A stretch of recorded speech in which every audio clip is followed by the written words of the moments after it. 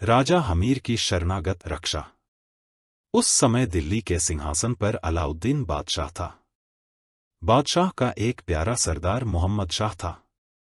मोहम्मद शाह पर बादशाह की बड़ी कृपा थी और इसी से वह बादशाह का मुहल्गा हो गया था।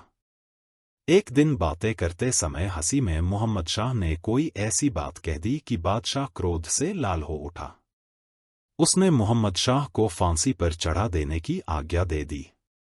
बादशाह की आज्ञा सुनकर मोहम्मद शाह के तो प्राण सूख गए। किसी प्रकार वह दिल्ली से भाग निकला। अपने प्राण बचाने के लिए उसने अनेक राजाओं से प्रार्थना की, किंतु किसी ने उसे शरण देना स्वीकार नहीं किया। बादशाह को अप्रसन्न करने का साहस किसी को नहीं हुआ। विपत्ति का मारा मोहम्मद शाह इधर उधर भटक रहा था। अंत में वह रणथंभौर के चौहान राजा हमीर के राज दरबार में गया। उसने राजा से अपने प्राण बचाने की प्रार्थना की। राजा ने कहा, राजपूत का पहला धर्म है शरणागत की रक्षा। आप मेरे यहां निश्चिंत होकर रहें। जब तक मेरे शरीर में प्राण है, कोई आपका बाल भी बाका नहीं कर सकता। मोहम्मद शाह रणथंभौर में रहने लगा। जब बादशाह अलाउद्दीन को इस बात का पता लगा तो उसने राजा हमीर के पास संदेश भेजा, मोहम्मद शाह मेरा भगोड़ा है, उसे फांसी का दंड हुआ है, तुम उसे तुरंत मेरे पास भेज दो। राजा हमीर ने उत्तर भेजा, मोहम्मद शाह मेरी शरण आया और मैंने उसे रक्षा का वचन दिया। मुझे चाहे सारे संसार से युद्ध करना पड़े, भय या लोभ में आकर मैं शरणागत का त्याग नहीं करूंगा। अलाउद्दीन को राजा का पत्र पाकर बहुत क्रोध आया। उसने इसे अपमान समझा। उसने उसी समय सेना को रणथंभौर पर चढ़ाई करने को कहा। टिड्डियों के दलों के समान पठानों की बड़ी भारी सेना चल पड़ी। रणथंभौर के किले को उस सेना ने 10 मील तक चारों ओर से घेर लिया।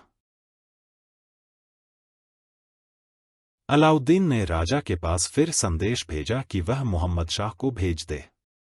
बादशाह समझता था कि राजा हमीर बादशाह की भारी सेना देखकर डर जाएगा, किंतु राजा हमीर ने स्पष्ट कह दिया, मैं किसी भी प्रकार शरणागत को नहीं दूंगा। युद्ध प्रारंभ हो गया। बादशाह की सेना बहुत बड़ी थी, किंतु राजपूत वीर तो मौत से भी 2-2 हाथ करने को तैयार थे। भयंकर युद्ध महीनों चलता रहा। दोनों ओर के हजारों वीर मारे गए। अंत में एक दिन मोहम्मद शाह ने स्वयं राजा हमीर से कहा, महाराज, मेरे कारण आप बहुत दुख उठा चुके। मुझसे अब आपके वीरों का नाश नहीं देखा जाता। मैं बादशाह के पास चला जाना चाहता हूं। राजा हमीर बोले, मोहम्मद शाह, तुम फिर ऐसी बात मत कहना। जब तक मेरे शरीर में प्राण हैं, तुम यहां से बादशाह के पास नहीं जा सकते।